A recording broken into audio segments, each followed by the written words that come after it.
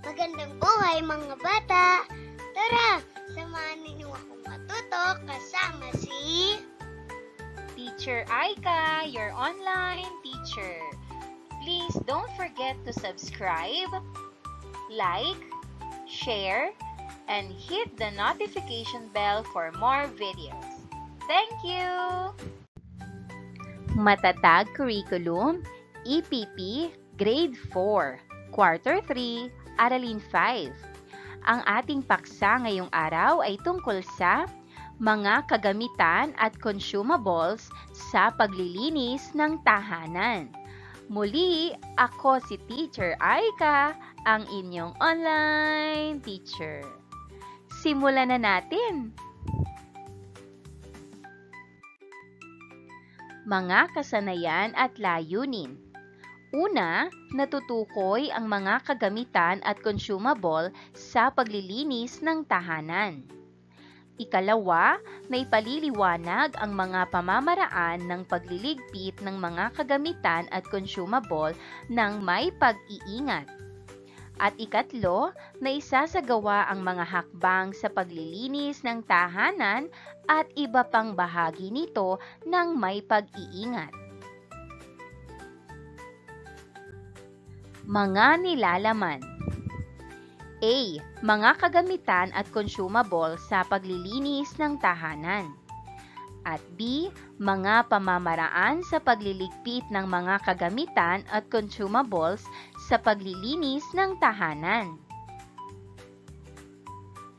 Maikling balik-aral. Pamantayan, ibibigay ng guro ang mga sumusunod na graphic organizers sa mga bata upang lagyan ng mga kasagutan. Panuto, puna ng mga sagot ang mga graphic organizers na ibibigay. Ang mga kasagutan ay may kinalaman sa mga ibibigay na gabay na tanong.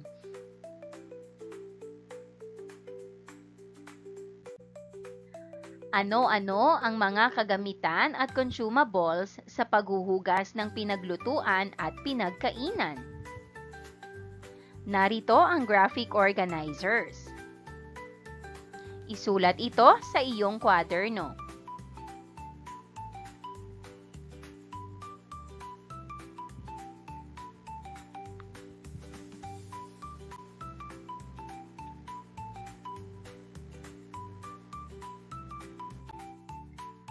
Ano-ano naman ang mga hakbang sa paghuhugas ng pinaglutuan at pinagkainan? Narito naman ang graphic organizers. Isulat ito sa iyong kwaderno.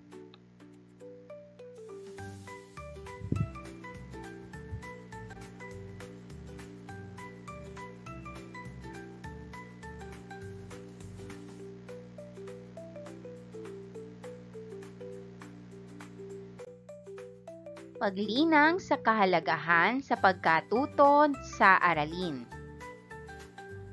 Panuto, ibigay ang hinihiling na mga kasagutan ng mga sumusunod.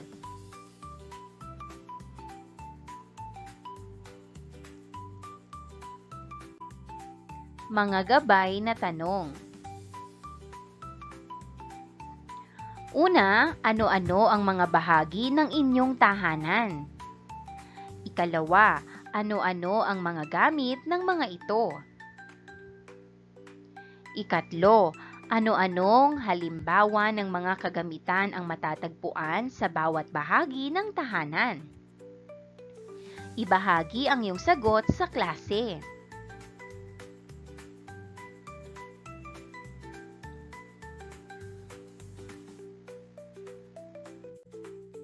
Ang chart sa ibaba ay maaaring gabay para sa gawain. Unang column, mga bahagi ng tahanan. Ikalawang column, mga gamit nito. Ikatlong column, mga halimbawa ng kagamitan na napapaloob dito.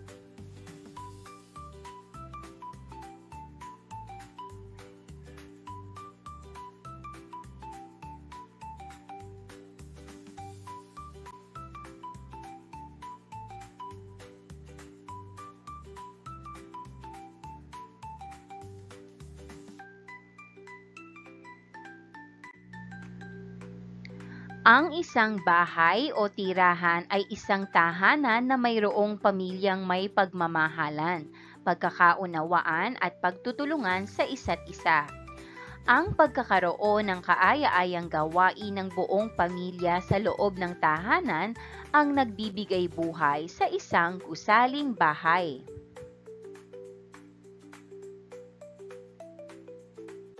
Paghawa ng bokabularyo sa nilalaman ng aralin. Pamantayan. Upang magkaroon ng masusing pangunawa sa pag-aaral ng paksa, ang mga sumusunod na mga salita ay ating bigyang pansin. Consumables sa paglilinis ng tahanan. Ito ang mga kagamitang nauubos o nababawasan na ginagamit sa pag-aayos at paglilinis ng tahanan. Dutya o shower sa Ingles. Isa itong kagamitan sa banyo na karaniwang ginagamit para sa paliligo, na naglalabas ng tubig mula sa maliliit na butas sa anyong parang ulan.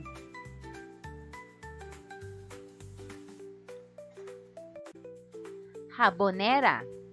Ito ang tawag sa lalagyan ng sabon.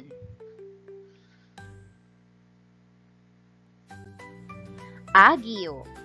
Ang agiw, sapot o bahay anlalawa ay ang tirahan ng mga gagamba o anlalawa. Gamit din ito ng mga gagamba upang makahuli ng mga pagkain nilang kulisap. Nabubuo ito sa pamamagitan ng mga panghabing bahagi ng katawan ng mga gagamba. Baldosa, tisang seramika o tiles, yung nasa sahig na inaapakan.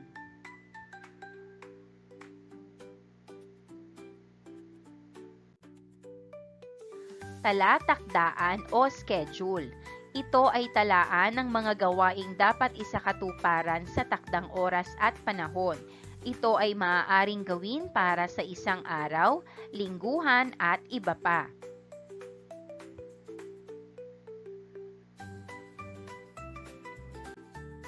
Paglilinis. Ang pagtanggal ng dumi, alikabok o kalat upang mapanatili ang kalinisan ng lugar o bagay.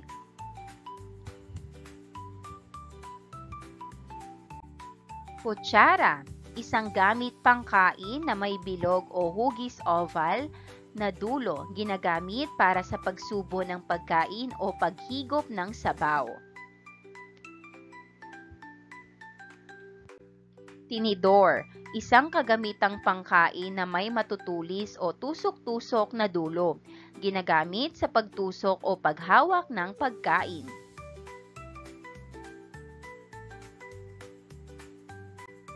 Nauubos, ang estado kung saan ang isang bagay ay halos wala na o natapos na sa paggamit. Mga gamit, mga bagay o kasangkapan na ginagamit para sa partikular na layunin o gawain.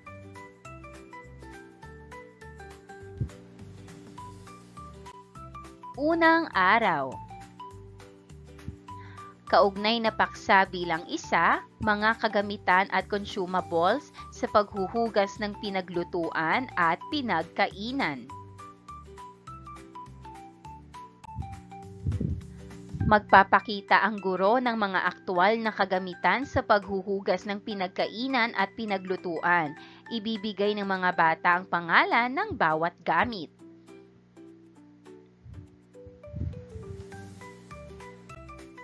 Pagproseso ng pag-unawa, Jeopardy game. Pamantayan, ang klase ay hahatiin sa 4 o 5 grupo. Bawat grupo ay magkakaroon ng answer board at pentel pen. Magtatanong ang guro tungkol sa bahagi ng tahanan, gamit nito at mga kagamitan sa paglilinis. Ang tamang sagot ay may 1 puntos. Ang kinatawan ng grupo, tama man o mali ang sagot, ay bubunot ng imahe mula sa kahon.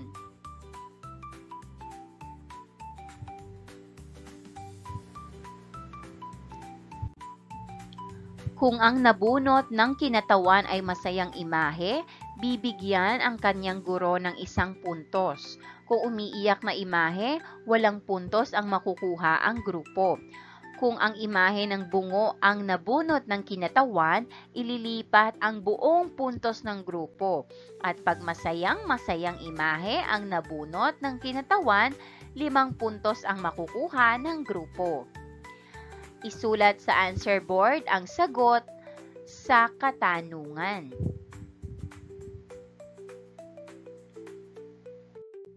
Pinatnubayang pagsasanay. Ibibigay ng guro ang mga katanungan upang maging gabay sa talakayan.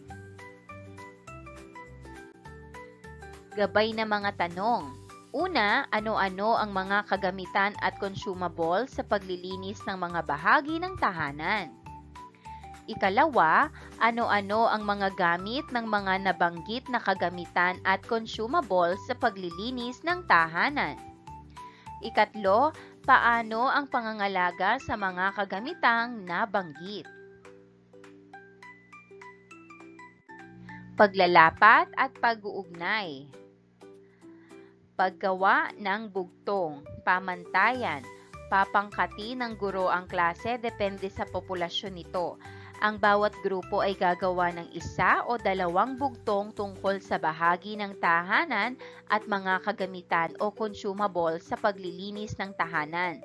Pagkatapos, bibigyan ng guro ang bawat pangkat ng pagkakataon na ibigay ang bugtong at tumawag ng ibang grupo na sasagot sa bugtong. Sagutin ang bugtong na ibibigay ng naatasang pangkat. Narito ang mga kagamitan. Lababo o sink, lugar kung saan hinuhugasan ang mga kagamitan. Dish rack, para sa pagpapatuyo ng mga hugasan. Dish scrubber, brush o sponge na panglinis ng mga plato, kaldero at kawali. Dishcloth o basahan, pamunas ng tubig o para sa mabilisang linis. Steel wool o pangkuskos, para sa matitigas na mantsa sa mga kaldero o kawali. Tongs at gloves, para sa paghawak ng maiinit o madudulas na pagkain. Tabo, ginagamit para sa pagbuhos ng tubig sa mga hugasin kung walang gripo. Soap dispenser, lalagyan ng likidong sabon. Food catcher o drain strainer, para sa pag-filter ng tira-tirang pagkain mula sa tubig. Bucket o batya, alternatibo sa lababo kung walang access dito. Drying mat, karaniwang inilalagay sa ilalim ng mga basang hugasin upang maabsorb ang tubig.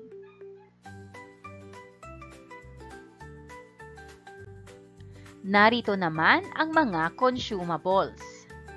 Dishwashing liquid, sabong likido na ginagamit sa paglilinis. Bar soap, karaniwang ginagamit para sa kamay, ngunit paminsan-minsan sa kagamitan din. Dishwashing powder, alternatibo sa likidong sabon. Vinegar, pampatanggal ng amoy o matitigas na dumi.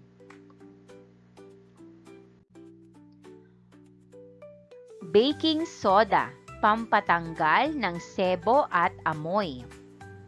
Lemon, natural na pampakintab at panlinis. Bleach, para sa disinfecting ng mga hugasin.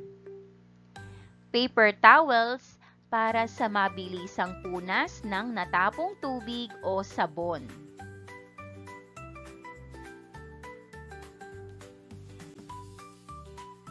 Scrub pads, para sa mantsa at matigas na sebo.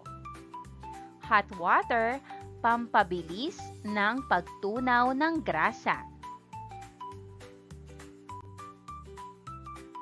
Rubrik para sa paggawa ng bugtong. Pamantayan, akma ang bugtong na ginawa sa aralin. Masining, mapanghamon at makabuluhan ang ibinahaging bugtong. At aktibong nakilahok ang bawat kasapi ng pangkat. 10 puntos mahusay, 5 puntos kailangan pang paghusayin. Ikalawang araw, na ipaliliwanag ang mga pamamaraan ng pagliligpit ng mga kagamitan at consumable ng may pag-iingat. Mga salitang maaaring hulaan na nakasulat sa papel na may kaugnayan sa aralin.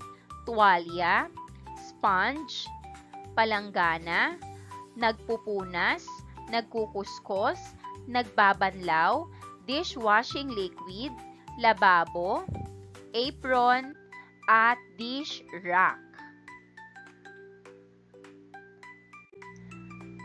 Kaugnay na paksa bilang 2, mga hakbang sa paghuhugas ng pinaglutuan at pinagkainan. Number 1, pag-aalis ng tira-tirang pagkain. Alisin ang natirang pagkain sa mga plato, kubyertos at kaldero. Gumamit ng basurahan o food catcher.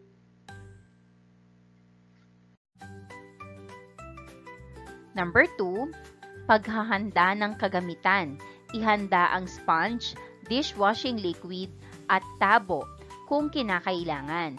Siguraduhing may sapat na tubig sa lababo o timba. Number 3, pagsusort ng hugasin. Hiwalay na hugasan ang mga plato, baso, kubyertos at mga pinaglutuan tulad ng kawali at kaldero upang maiwasan ang pagkalat ng mantika o sebo. Number 4, ang pagsasabon. Lagyan ng dishwashing liquid ang sponge o kuskus. Kuskusin ng maayos ang bawat kasangkapan lalo na ang mga mantsa o sebo.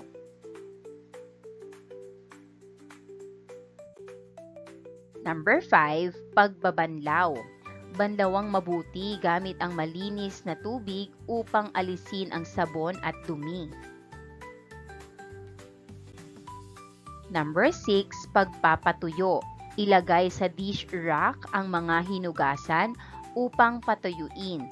Punasan gamit ang malinis na basahan kung kinakailangan. Number 7, pagliligpit. Itabi ng maayos ang mga natuyong kagamitan sa kanilang tamang lalagyan.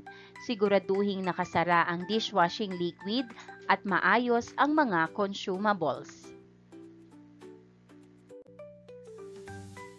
Number 8, paglilinis ng lababo. Linisin ang lababo mula sa natirang dumi at grasa.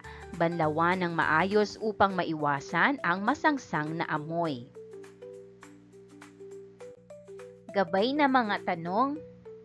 Una, ano ang tawag sa naibigay na kagamitan sa inyong grupo? Ikalawa, pagkatapos gamitin, paano inililigpit ang mga naibigay na kagamitan? Ikatlo, bakit ang inyong nabanggit na pamamaraan ang sa tingin ninyo ang mainam na pamamaraan sa pagliligpit ng mga kagamitan at consumable? Ano ang katangian ng kagamitan o consumable na naibigay sa inyong grupo? Ika-4, ano-ano ang mga pag-iingat na dapat tandaan sa pagliligpit ng mga kagamitan at consumables sa paglilinis ng tahanan? Pinatnubayang pagsasanay, triad na gawain. Pamantayan, ang mga mag-aaral ay magkakaroon ng pangtatluhan na gawain at bibigyan ng worksheet. Sa unang hanay, isusulat ng mga mag-aaral ang kagamitan na ginagamit nila sa mga pagkakataong sila ay tumutulong sa paglilinis ng tahanan. Isusulat naman nila sa ikalawang hanay ang pamamaraan ng pagliligpit at ang paliwanag sa pamamaraan nila sa pagliligpit sa ikatlong hanay. Pagkatapos, iuulat ang kanilang gawain. At sa ikaapat na hanay, isusulat naman nila ang mga pag-iingat na dapat tandaan sa pagliligpit. Ang chart sa ibaba ay maaaring gawing gabay para sa gawain.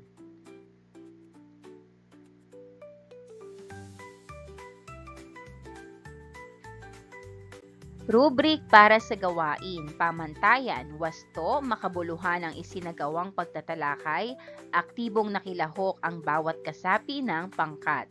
10 puntos ang mahusay, 5 puntos ang kailangan pang paghusayin. Paglalapat at pag-uugnay, kumpletuhin ang pangungusap para maisakatuparan ang gawain. Ang mga mag-aaral ay kukuha ng kapareha. Ang isa sa kanila ay mauuna sa pagkumpleto ng pangungusap at susunod ang kapareha. Paglalapat at pag-uugnay. Ang mga napili kong kagamitan at consumable ay patlang. Inililigpit ang kagamitan na ito sa paraang ganito. Patlang. Ito ang pamamaraan ng pagliligpit ng kagamitan na ito dahil patlang. Ito ang pamamaraan ng pagliligpit ng consumable na ito dahil patlang. Ang mga pag-iingat na dapat tandaan sa pagliligpit ng kagamitan na ito ay ang mga sumusunod. Ang mga pag-iingat na dapat tandaan sa pagliligpit ng consumable na ito ay mga sumusunod. Ikatlo at ikaapat na araw. Naisasagawa ang mga hakbang sa paglilinis ng tahanan at iba pang bahagi nito ng may pag-iingat.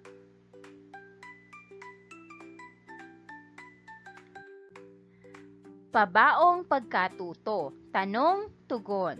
Sagutin ang mga sumusunod na tanong.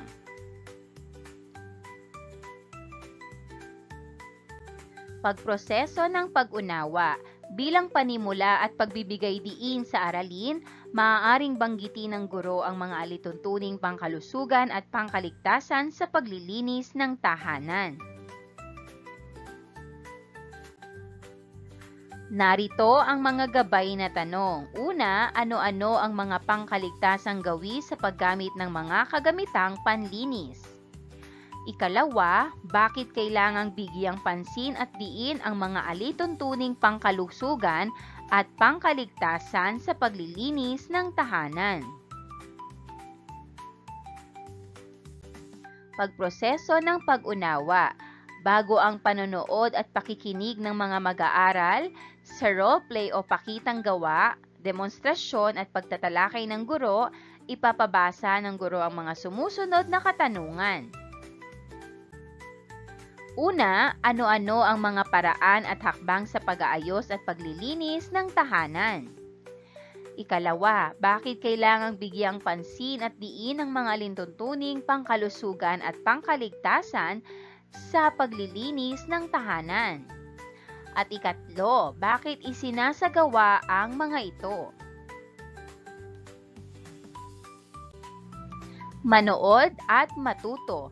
Habang nanonood ang mga mag-aaral ng demonstrasyon at pagtatalakay ng guro, kinakailangang magtala ng mga ito ng mga paraan at hakbang-paraan o hakbang sa pag-aayos at paglilinis ng tahanan para sa pagbabalik, pagpapakita, o return demonstration. Pagsasagawa, ang mga mag-aaral ay magkakaroon ng role-play o pakitang gawa, pagbabalik, pagpapakita o return demonstration tungkol sa pagsasagawa ng mga hakbang sa paglilinis ng tahanan at iba pang bahagi nito ng may pag-iingat. Panuto, bumuo ng pangkat na binubuo ng 4 o 5 miyembro. Ihanda ang mga kagamitan o consumables para sa pagsasagawa ng mga hakbang sa paglilinis ng tahanan. Isagawa ang mga hakbang sa pagsasagawa ng mga hakbang sa paglilinis ng tahanan.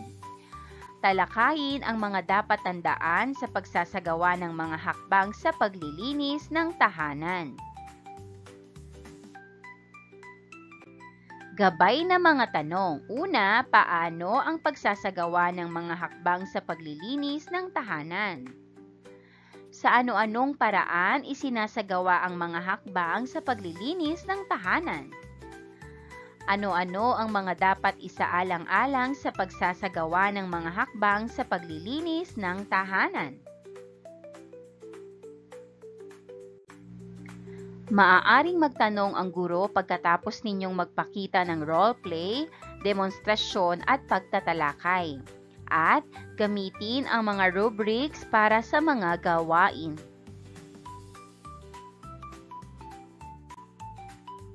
Narito ang rubric sa role-play at return demonstration.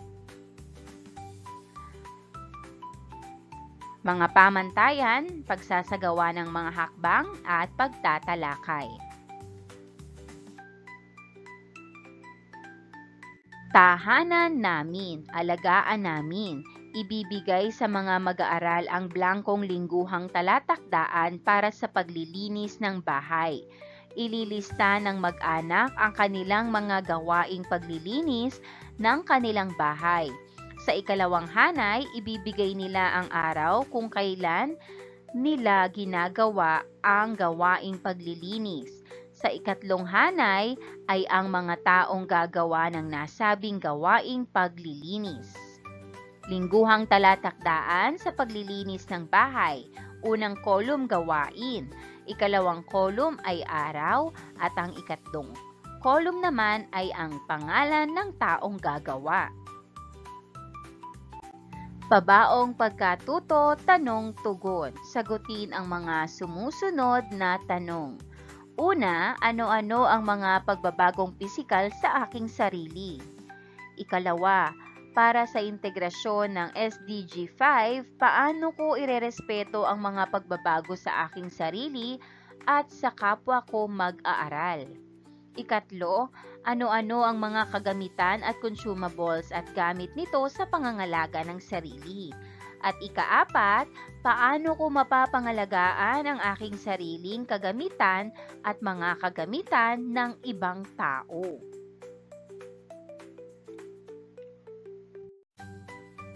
Ikalima, paano ko isasagawa ang mga paraan sa pag-aayos at pangangalaga ng aking sarili? Ikaanim, paano ko ipakikita ang tamang pagkilos sa panahon ng pagdadalaga at pagbibinata? Ikapito, ano-ano ang aking mga hakbang para maipakita ko ang aking pagrespeto sa aking pagdadalaga o pagbibinata at sa kapwa ko? Una, paano ang pagpili ng angkop na pananamit sa panahon ng pagdadalaga at pagbibinata? At ikawalo, bakit ko bibigyang pansin ang mga batayan sa pagpili ng angkop na pananamit sa panahon ng pagdadalaga at pagbibinata? Pagninilay sa pagkatuto o reflection log. Kumpletuhin ang mga sumusunod. Una, ang aking natutunan ngayon ay patlang. Ikalawa, pagkatapos ng aralin, napagtanto ko na patlang. Ikatlo, bilang mag-aaral, gagamitin ang aking napag-aralan sa pamamagitan ng patlang. Gawin ito sa iyong kwaderno.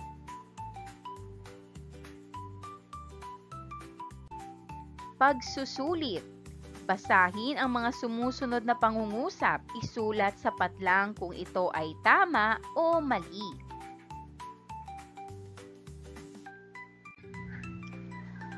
Number 1, ang maayos at mabikas na pagaya ay walang kinalaman sa kalinisan ng pangangatawan. Ang sagot, mali.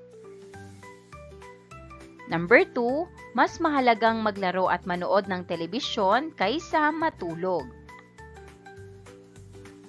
Ang sagot, mali. Number 3, ang batang kulang sa tulog ay masaya at masigla. Ang tamang sagot, mali. Number 4, ang batang malusog ay dapat kumain ng 5 beses sa isang araw. Ang sagot, mali. Number 5, mabuti sa ating katawan ang pagkain ng madahon at maberdeng gulay. Ang sagot, tama. Number 6, ang pag-inom ng maraming soft drinks ay nakatutulong sa regular na pagdumi. Ang sagot, mali. Number 7, kailangan natin ang disiplina sa lahat ng bagay upang mapanatili ang ating kalusugan.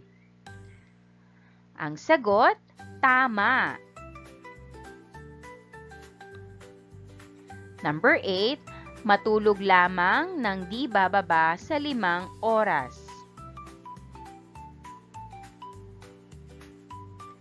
Ang sagot, mali.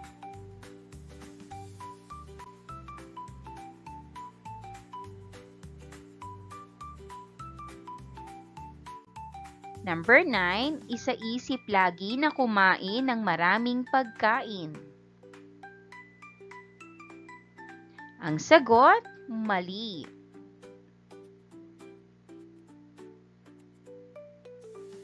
Number 10, mahalaga ang pagkakaroon ng regular na schedule sa pag-ehersisyo. Ang sagot, tama.